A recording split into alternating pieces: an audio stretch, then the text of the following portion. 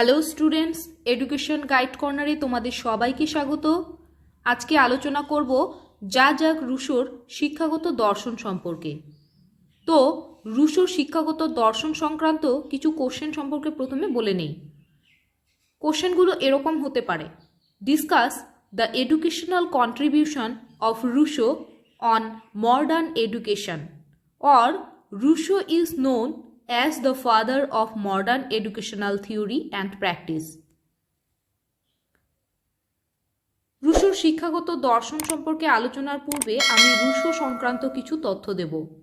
Russo 1712 সালের 28শে June সুইজারল্যান্ডের Geneva শহরে জন্মগ্রহণ করেন এবং 2রা জুলাই 1778 সালে ফ্রান্সে পরলোক গমন করেন। রুশোর পিতা ছিলেন আইজ্যাক রুশো। রুশো একজন দার্শনিক, মহান লেখক, রাজনৈতিক, তাত্ত্বিক এবং শিক্ষাবিদ ছিলেন। রুশোর প্রথম দর্শনের কাজ ছিল a discourse on the science and arts.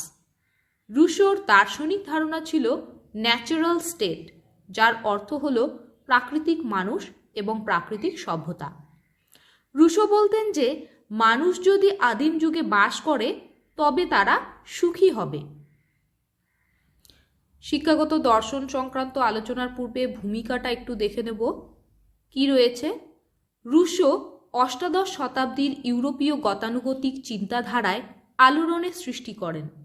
রাষ্ট্রনীতি, সমাজ ব্যবস্থা, শিক্ষা, দার্শনিক চিন্তাধারা সব ক্ষেত্রেই তিনি পরিবর্তন আনার চেষ্টা করেন।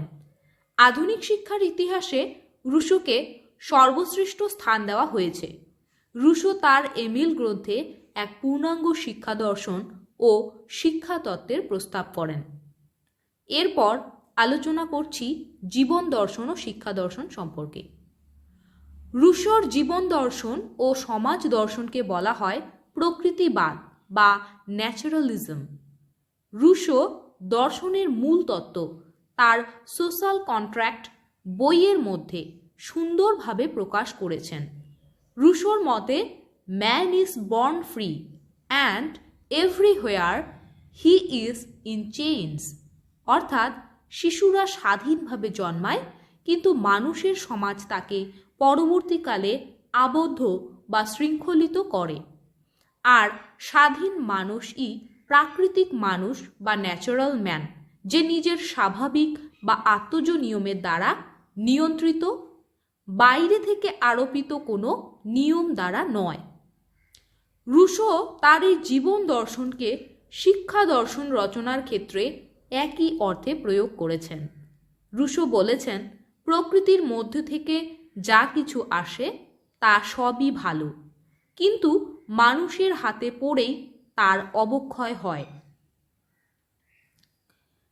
তিনি প্রাকৃতিক নিয়মে শিক্ষার কথা বলতে গিয়ে শিশুর বিভিন্ন ধরনের প্রকৃতির কথা বলেছেন, যেমন মনের প্রকৃতি বা সাইকোলজিক্যাল নেচার, জাগতিক প্রকৃতি বা ফিজিক্যাল নেচার এবং জৈবিক প্রকৃতি বা বায়োলজিক্যাল নেচার। প্রথমে মনের প্রকৃতিগত অর্থ সম্পর্কে বলবো একটু। শিশুর শিক্ষা হবে তার স্বাভাবিক প্রবৃত্তি, চাহিদা, প্রক্ষোভ, ইচ্ছা ও অনুরাগ ইত্যাদি অনুযায়ী। শিক্ষক শিশুর মনের প্রকৃতি অনুযায়ী তার শিক্ষা ব্যবস্থা করবেন। জাগতিক প্রকৃতিগত অর্থে শিশুর শিক্ষা হবে বিশ্ব প্রকৃতির বিভিন্ন অংশের সাথে অবাধ মেলামেশার মধ্য দিয়ে, বিশেষ অর্থে পল্লীর প্রাকৃতিক পরিবেশের মধ্যে। প্রাকৃতিক পরিবেশই শিশুর শিক্ষক, মানুষ শিক্ষক নয়। এরপর জৈবিক প্রকৃতিগত অর্থে শিশু তার স্বাভাবিক জৈবিক ধর্মের নিয়মে স্বাভাবিকভাবে বিকাশ লাভ করবে। সমাজ তার জৈবিক ধর্মকে নিয়ন্ত্রণ করবে না। রুশোর শিক্ষা দর্শনকে বলা হয় প্রাকৃতিক নিয়মের শিক্ষা, এডুকেশন অ্যাকর্ডিং টু নেচার। তার মূল বক্তব্য হল প্রত্যেক শিশু বিশ্ব প্রাকৃতিক পরিবেশের মধ্যে বসবাস করে নিজের চাহিদা ও অনুরাগ ইত্যাদি অনুযায়ী জৈবিক ধর্মের স্বাভাবিক নিয়মে বিকাশ লাভ করে, তাতেই তার মঙ্গল, তাতেই তার শিক্ষা সম্পূর্ণ হয়। এরপরে যে পয়েন্টটি নিয়ে আলোচনা করব সেটি হলো শিক্ষার লক্ষ্য, এইম অফ এডুকেশন। রুশোর মতে শিক্ষার লক্ষ্য হল শিশুর পরিপূর্ণ স্বাভাবিক বিকাশ, যে বিকাশের মাধ্যমে সে সুসামঞ্জস্যপূর্ণ স্বাভাবিক জীবনযাপনের অধিকারী হবে। অর্থাৎ তার মতে শিক্ষার নির্দিষ্ট লক্ষ্যগুলি হল: নাম্বার 1, শিশুকে সক্রিয় করে তোলা, টু অ্যাক্ট। নাম্বার 2, শিশুর কর্মেন্দ্রিয়গুলির পরিচালনা করার দক্ষতা অর্জনে সহায়তা করা। নাম্বার 3, শিশুকে তার জ্ঞানেন্দ্রিয়গুলিকে কার্যকরী করতে সহায়তা করা। নাম্বার 4, শিশুর মানসিক ক্ষমতাগুলির উপযুক্তভাবে ব্যবহার করতে সহায়তা করা। এরপরে পাঠ্যক্রম বা কারিকুলাম সম্পর্কে একটু বলবো। রুশো শিক্ষায় গতানুগতিক পাঠ্যক্রমের বিরোধী ছিলেন, তবে তিনি নিজেও আদর্শ শিক্ষা ব্যবস্থার কোনো সুনির্দিষ্ট পাঠ্যক্রম রচনা করে যাননি। তবে তিনি তার কাল্পনিক শিশু এমিল এর জন্য যে শিক্ষাসূচির পরামর্শ দিয়েছিলেন তার থেকে পাঠ্যক্রম সম্পর্কে তার ধারণার ইঙ্গিত পাওয়া যায়। রুশোর মতে শিশু তার আত্মসক্রিয়তায় নিজে পাঠ্যক্রম নির্ধারণ করবে, সকলের জন্য সব কিছু ধরা বাঁধা ছকে চলবে না। পর্যবেক্ষণ বা অবজারভেশন, পরীক্ষণ বা এক্সপেরিমেন্টেশন ইত্যাদির মাধ্যমে তারা প্রাকৃতিক জগৎ থেকে জ্ঞান আহরণ করবে। তাছাড়া শৈশবে তিনি শরীর চর্চার উপর বিশেষ গুরুত্ব আরোপ করেছেন। বৃত্তিমূলক প্রশিক্ষণ ও হাতের কাজের উপর তিনি গুরুত্ব আরোপ করেছেন। তিনি এমিল এর জন্য কেবলমাত্র রবিনসন ক্রুসো পাঠের পরামর্শ দিয়েছিলেন। তার প্রথাগত শিক্ষার শেষ পর্যায়ে তিনি নৈতিক ও ধর্মীয় শিক্ষাদানের কথা বলেছেন। এরপরে শিক্ষণ পদ্ধতি বা টিচিং মেথড। গতানুগতিক শিক্ষার যে পদ্ধতি তাকে রুশো বলেছেন ইতিবাচক শিক্ষা বা পজিটিভ এডুকেশন। যে শিক্ষায় শিশুর মনকে অপরিপক্ক অবস্থায় জ্ঞানের বোঝায় ভারাক্রান্ত করা হয়, যে শিক্ষায় শিশুকে বয়স্কদের মতো দায়িত্ব ও কর্তব্য পালনে বাধ্য করা হয়, তাকে বলা হয়েছে ইতিবাচক শিক্ষা। এর পরিবর্তে রুশো নেতিবাচক শিক্ষা বা নেগেটিভ এডুকেশনের কথা বলেছেন। যে শিক্ষায় জ্ঞান দানের পূর্বে জ্ঞান আহরণের বস্তু সামগ্রীকে উপযুক্ত করে তোলা হয়, তাকেই বলা হয় নেতিবাচক শিক্ষা। এই পদ্ধতি অনুযায়ী শিশুকে অবাধ স্বাধীনতা দিয়ে মুক্ত প্রাকৃতিক পরিবেশে ছেড়ে দিতে হবে। এই প্রাকৃতিক প্রভাব শিশুর দৈহিক, মানসিক ও নৈতিক বিকাশ সাধন করবে। শিশু তার ভালো বা মন্দ কাজের জন্য প্রকৃতির কাছ থেকে পুরস্কার বা শাস্তি পাবে। এইভাবে সে নিজের অভিজ্ঞতা দিয়ে ভালোকে গ্রহণ করবে এবং খারাপকে বর্জন করবে। এইভাবে শিশু নিজের আচরণকে নিয়ন্ত্রণ করতে শিখবে।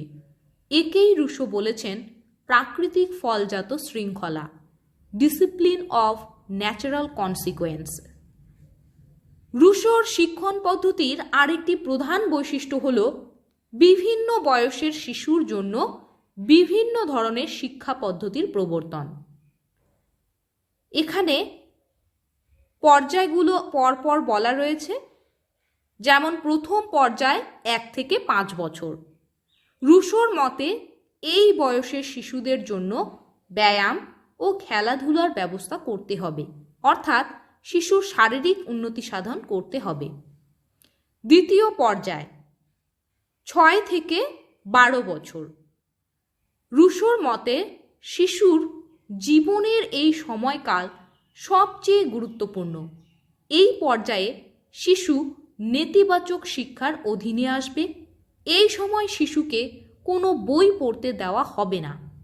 শিশুকে সব রকম সামাজিক বিধিনিষেধ থেকে দূরে সরিয়ে পল্লী পরিবেশে রাখার ব্যবস্থা করতে হবে। এরপরে রয়েছে তৃতীয় পর্যায়, 12 থেকে 15 বছর বয়স। এই বয়সে শিশুদের চাহিদার তুলনায় শক্তি অনেক বেশি থাকে। এই সময় শিশুকে সামাজিক রীতিনীতির শিক্ষা দিতে হবে। এই জন্য প্রকৃতি পর্যবেক্ষণের মাধ্যমে সে বিজ্ঞান, ভূগোল ইত্যাদি শিখবে। গবেষণার মাধ্যমে ইতিহাস শিখবে। কথোপকথনের মাধ্যমে সে সাহিত্য সম্পর্কে অবগত হবে। রুশো কোনো পাঠ্যপুস্তক প্রবর্তনের পক্ষপাতী ছিলেন না। এরপর শিক্ষক সম্পর্কে ধারণা দেওয়া হয়েছে। শিক্ষক সম্পর্কে রুশো ধারণার মধ্যে অভিনবত্ব ছিল। শিক্ষা ব্যবস্থায় শিক্ষকের প্রয়োজনীয়তা তিনি অস্বীকার করেননি, তবে তাকে বিকল্প দায়িত্ব আরোপ করেছেন। শিক্ষক একজন শিক্ষার্থীর জীবনব্যাপী শিক্ষার দায়িত্ব নেবেন। তিনি বলেছেন, শিক্ষক হবেন পরিপূর্ণভাবে শিক্ষিত এবং প্রাকৃতিক শিক্ষানীতিতে আস্থাবান। তার সেবামূলক মনোভাব থাকবে। তিনি শিশুর সাথে শিশুর খেলার সাথী হবেন। উপসংহারে আমরা বলতে পারি, আধুনিক শিশুকেন্দ্রিক শিক্ষার জনক বলতে আমরা শিক্ষাবিদ ও প্রকৃতিবাদী দার্শনিক রুশোকে বুঝি। গতানুগতিক শিক্ষা চিন্তার ক্ষেত্রে তিনিই প্রথম কুঠারাঘাত করেন। মনস্তত্ত্বভিত্তিক শিক্ষার প্রস্তাব তিনিই দিয়েছিলেন। শিক্ষার্থীর প্রকৃতি অনুযায়ী শিক্ষা যা বিজ্ঞানসম্মত তার প্রবক্তা ছিলেন এই মহানুভব শিক্ষা দার্শনিক। তো স্টুডেন্টস, আমাদের আজকের টপিকটি এখানেই শেষ হচ্ছে। তোমরা অবশ্যই এডুকেশন গাইড কর্নার চ্যানেলটি সাবস্ক্রাইব করবে, লাইক শেয়ার করবে আর কমেন্ট করে জানাবে কীরকম লাগলো আজকের টপিকটি। ধন্যবাদ।